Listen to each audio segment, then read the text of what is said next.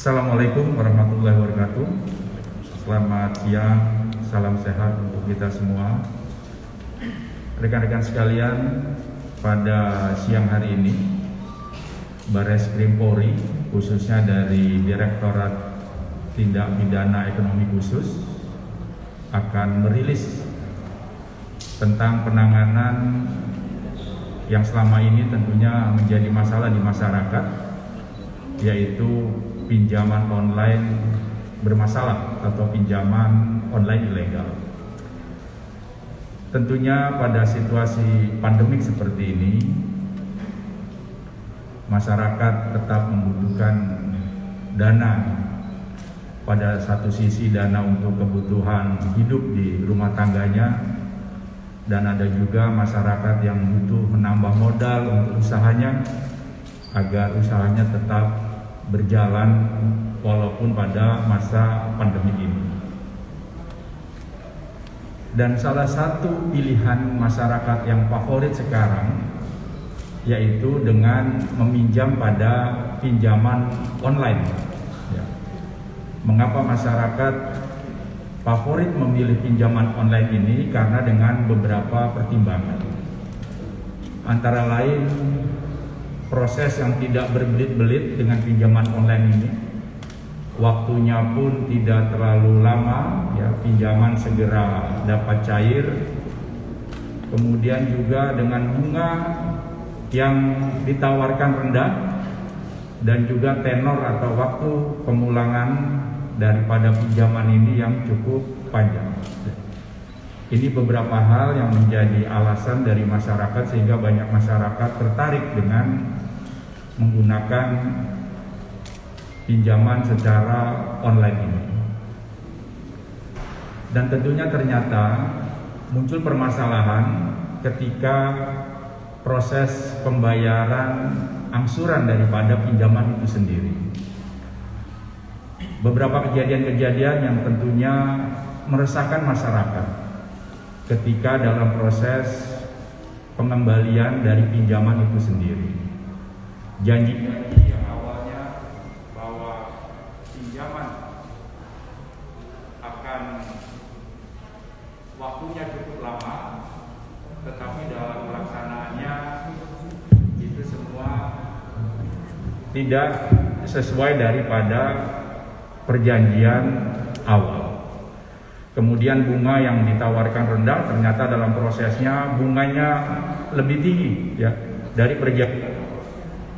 Bahkan dalam proses selanjutnya ada pengancaman-pengancaman yang dilakukan oleh para debt collector, ya, yang bekerja pada perusahaan-perusahaan peminjaman ini, sehingga hal seperti ini menimbulkan masalah-masalah di masyarakat.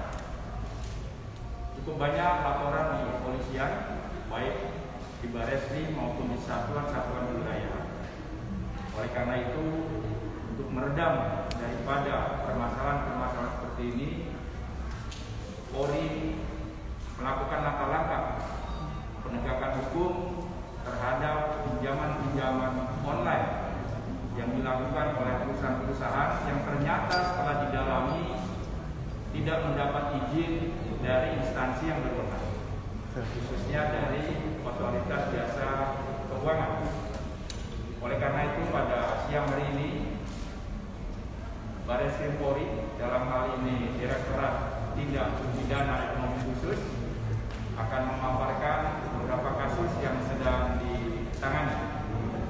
Secara detail nanti akan dijelas oleh Direktur Tindak Pidana Ekonomi Khusus, Brigadir Jenderal Hermi Sartika. Silakan, Pak.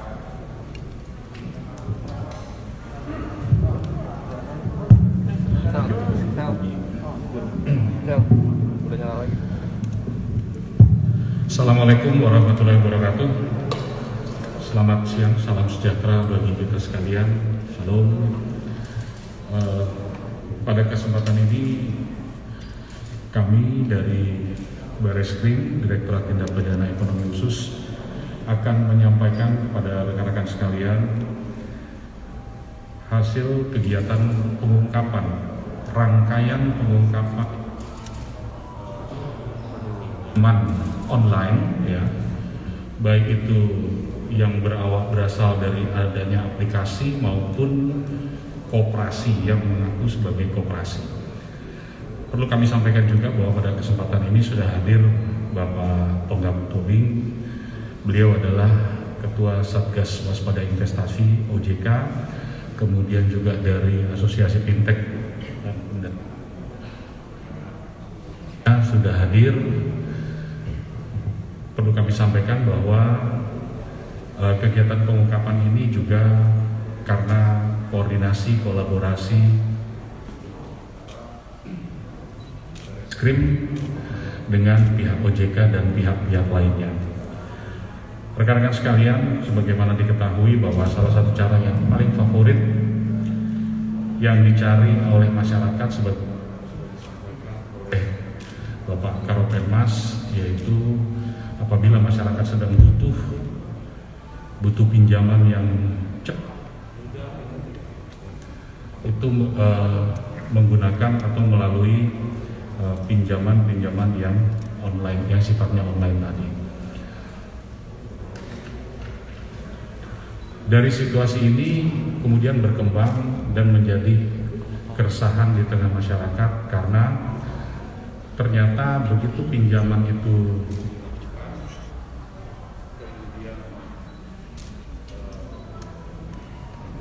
ada keterlambatan dalam pembayaran dan lain sebagainya, itu diikuti juga dengan tindakan-tindakan yang dilakukan oleh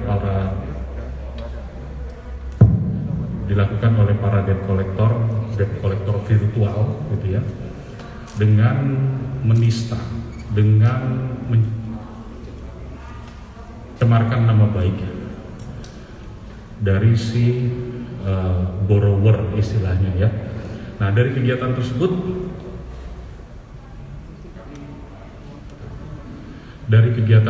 kami sudah melakukan kegiatan dan sudah pernah dilakukan pengungkapan sebelumnya, yaitu kita berhasil mengungkap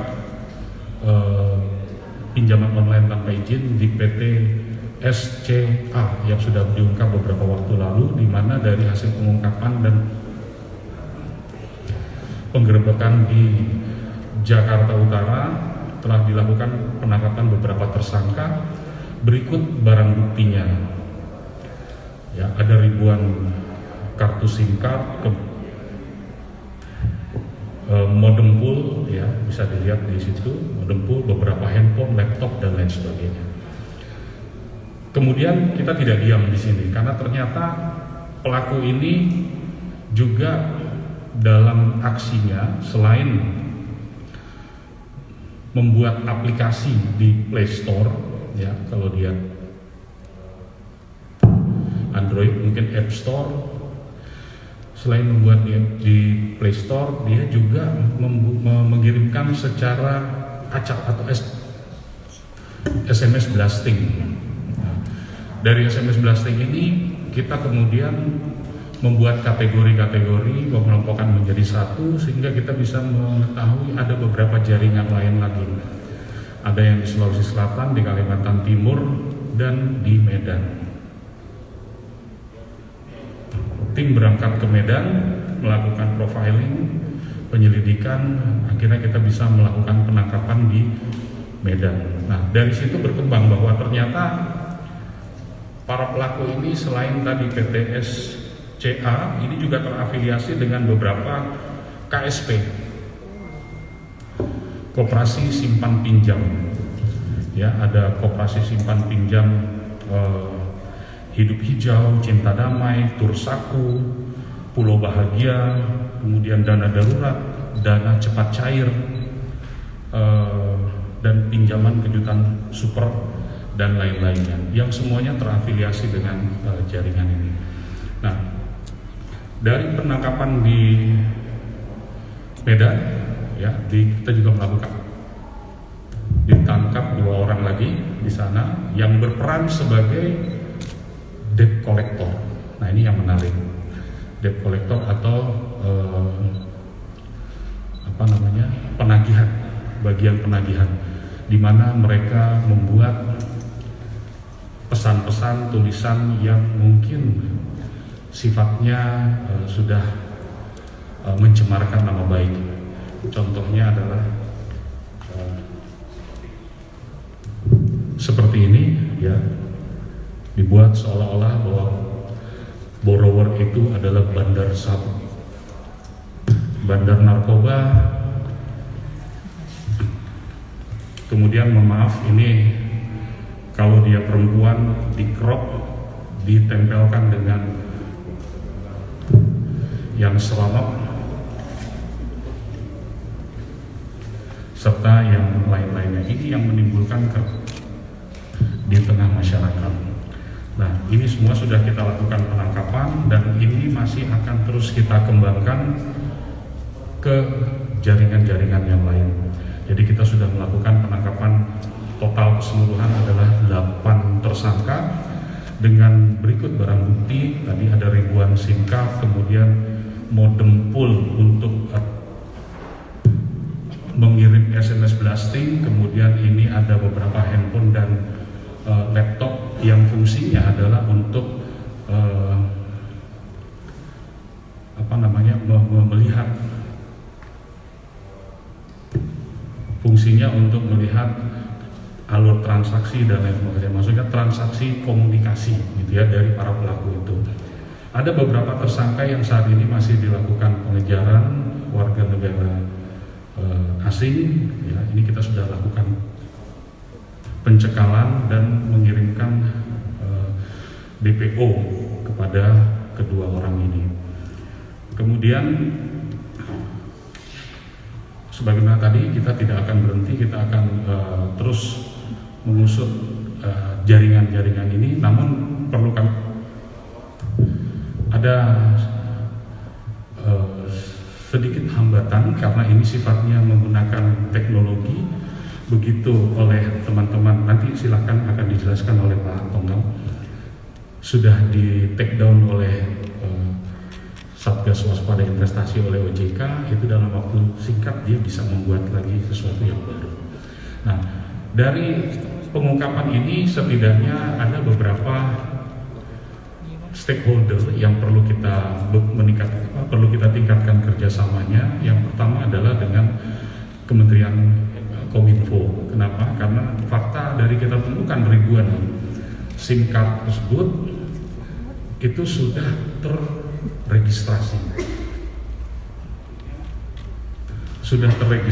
Artinya kita ingin mengetahui mengapa kok bisa sudah terregistrasi. Karena yang umum diketahui bersama, registrasi satu kartu perdana itu hanya menggunakan NIK, ya, menggunakan NIK dan maksimal kalau tidak salah 2 kartu. Nah, kalau ribuan seperti ini perlu pendalaman dari Kominfo, kemudian Dukcapil. Nah, dan dari alur keuangannya juga kita akan lakukan pendalaman.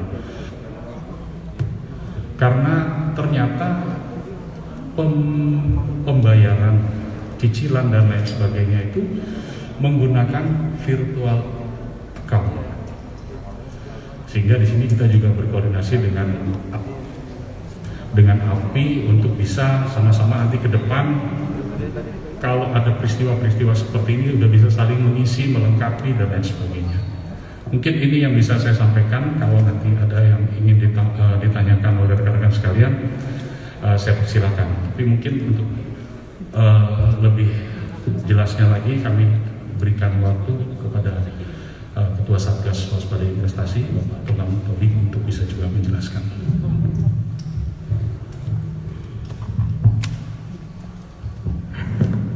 Terima kasih Pak Rusdi, Pak Hilmi, saya hormati. Assalamualaikum warahmatullahi wabarakatuh. Selamat siang, salam sejahtera kita, salam.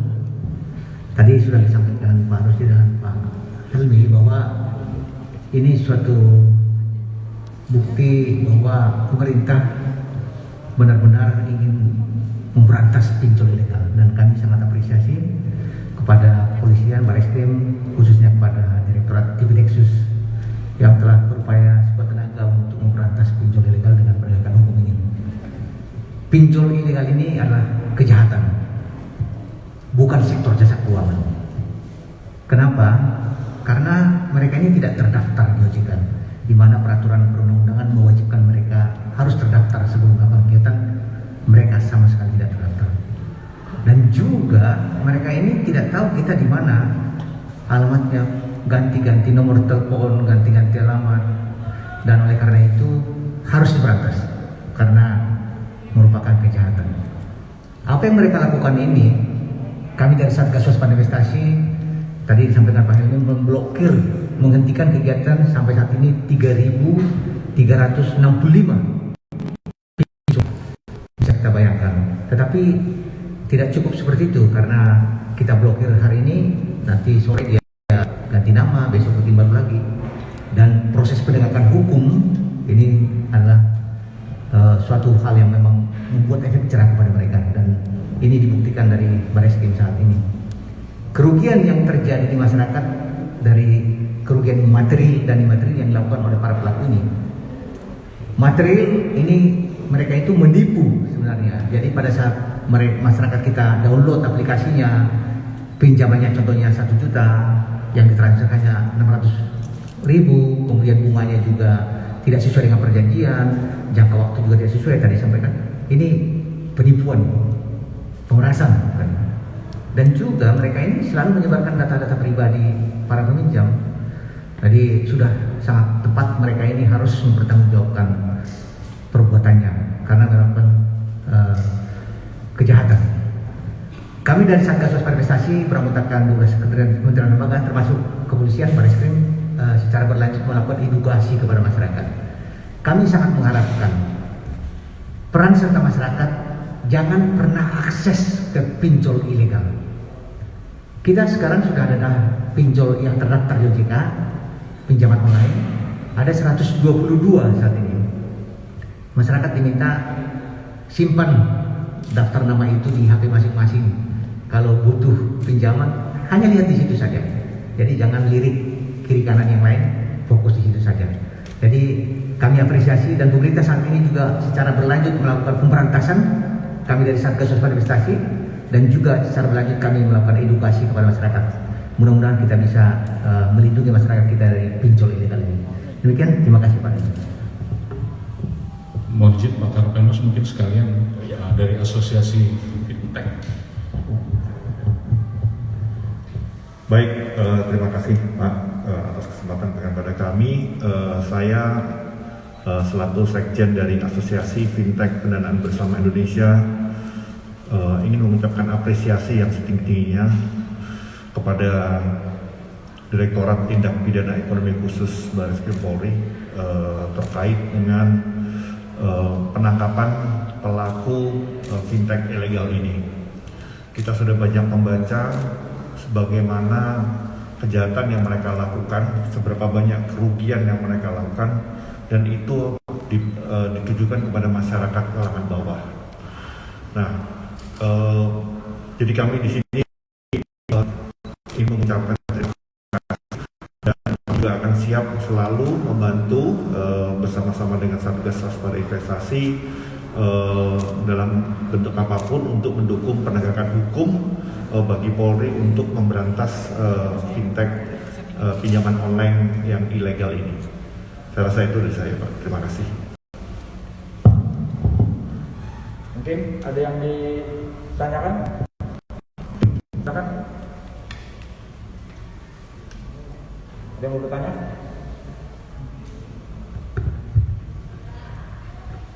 Nama saya Edison dari Radar Online tadi.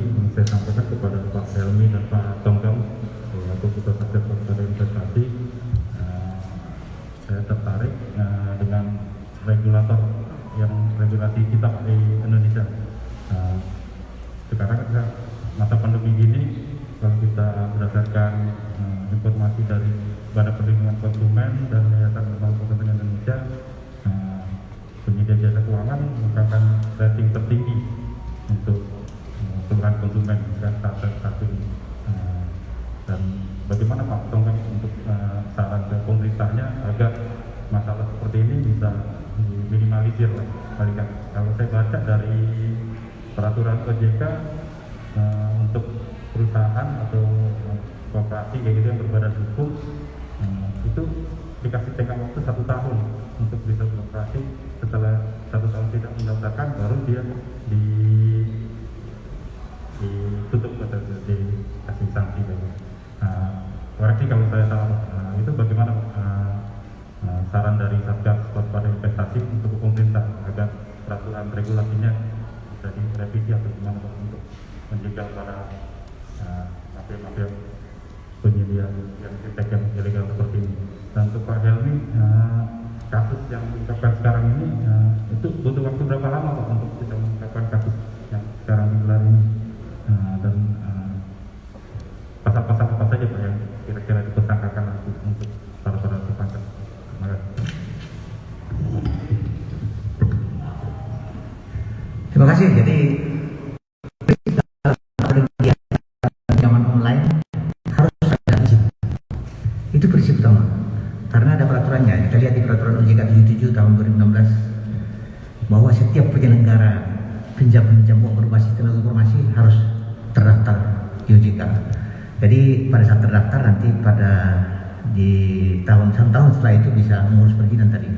Tapi yang terjadi saat ini, mereka ini melihat celah-celah yang ada di masyarakat kita, karena kebutuhan dana masyarakat kita saat ini yang dibutuhkan masyarakat sangat besar. Mereka melihat celah itu dengan melanggar peraturan. Oleh karena itu saya katakan tadi ini adalah kejahatan. Nah, memang kemajuan teknologi keuangan digital ini harusnya memang dibarengi dengan berbagai peraturan-peraturan, terutama perundang-undangan. Tapi itu jangka panjang. Artinya kita juga membutuhkan contohnya percepatan undang-undang perlindungan data pribadi ya, dan juga dimungkinkan juga adanya undang-undang financial technology yang salah satunya bisa mengatur bahwa kegiatan fintech lending ilegal ini adalah merupakan pidana. Jadi namun demikian undang-undang kan kita butuh waktu lama. Dengan peraturan yang ada saat ini mengcover. Di samping itu juga pinjaman online yang legal saat ini diawasi OJK dan penegakan kode etiknya dilakukan oleh Asosiasi Fintech Bernama Indonesia. Nah, fokusnya adalah bahwa masyarakat kalau pinjam jangan pernah akses ke pinjam, berbahaya. Kita akan masuk ke masalah yang sangat berat, karena bagaimanapun juga dari sisi material masyarakat kita akan menderita di sana. Jadi masyarakat jangan mau menderita, jangan masuk ke pinjol ilegal. Terima kasih. Dari sudut pandang kami, Bareskrim, dari sudut pandang kepolisian, pinjol itu sebelumnya saya coba sampaikan dulu bahwa kalau kita lihat secara kata, itu sebetulnya tidak ada masalah. Pinjaman online tidak ada masalah ya. Artinya bukan yang berkonotasi negatif. Dia menjadi negatif manakala satu, tanpa izin, dua, kemudian disertai dengan tindakan-tindakan lain yang melanggar. Nah, kalau kita bisa melihat pinjol yang ilegal ini, kami harus memframingnya menjadi satu kesatuan. Kenapa? Yang pertama, ada yang namanya illegal access. Kenapa? Kita semua mungkin rekan-rekan wartawan juga sering menerima SMS pinjaman murah tanpa bunga dan lain sebagainya. Dari mana dia bisa tahu nomor telepon kita? Gitu, ya. Jadi ini ada namanya illegal access. Kemudian setelah dilakukan pengungkapan, kita tahu juga bahwa di dalamnya ada hubungan hukum hutang piutang.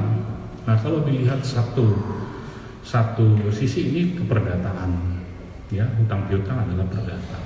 Tapi kalau kita lihat secara utuh satu kesatuan mereka ini sebagai sebuah sindikasi, maka kita menganggap bahwa ini adalah pidana.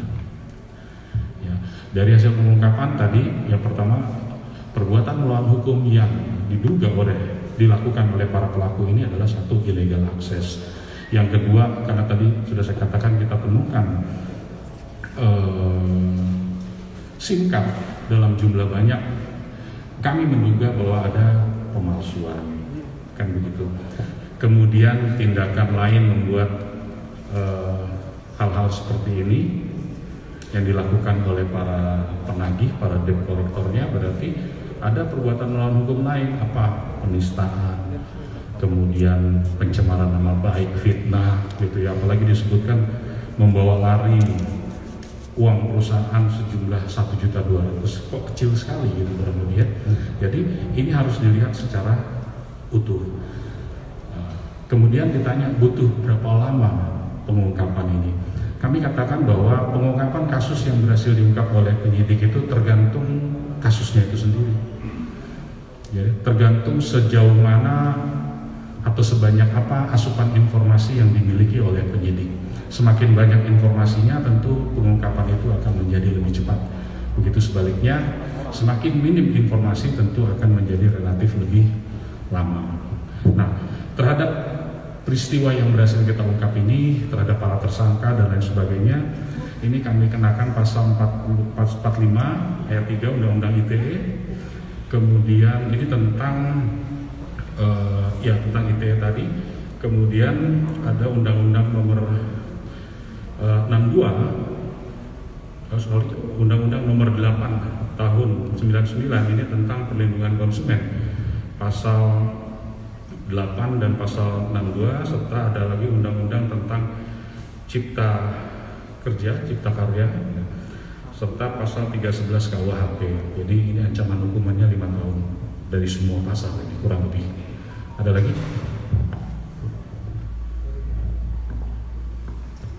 Mungkin Pak dari OJK Pak mau bertanya untuk para korban atau masyarakat di luar sana yang sudah terkena terjerat harus melakukan apa? Itu aja. Dan sinergi Polri dengan Satgas waspada investasi ke depannya bagaimana Pak?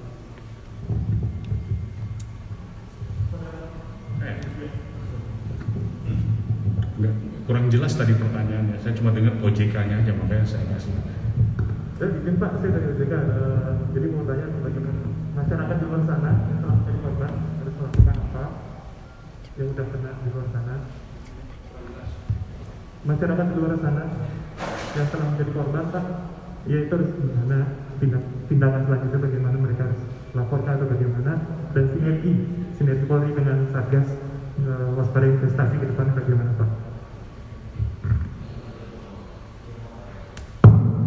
Terima kasih. Jadi kepada warga masyarakat yang pernah menjadi korban, yang pertama jangan takut untuk melapor. Ya, kita akan lindungi kerahasiaan maupun privasi dari masyarakat yang akan melapor. Tapi kembali lagi, karena kami memframing ini adalah satu kesatuan, jadi tanpa masyarakat melapor pun kami kerja. Itu yang pertama. Yang kedua, bagaimana sinergi dengan Satgas waspada investasi ini sudah berjalanlah baik, ya. Kami terus berkomunikasi dengan beliau, Pak Tongam, tukar menukar informasi, termasuk juga empowering kemampuan. Kita juga saling bertukar bertukar informasi dan lain sebagainya. Namun memang karena ini menggunakan teknologi, ya tentu ada sedikit hambatan. Tadi beliau mengatakan ada sekitar 3.000-an yang sudah ditutup oleh OJK, dan itu disampaikan kepada kami, kepada kita di sini di Bareskrim. Nah, dari satu-satu itu kan sudah ditutup. Ya, kita coba lakukan penyelidikan dan lain sebagainya. Jadi begitu ditutup hari ini, mungkin dalam hitungan jam sudah muncul lagi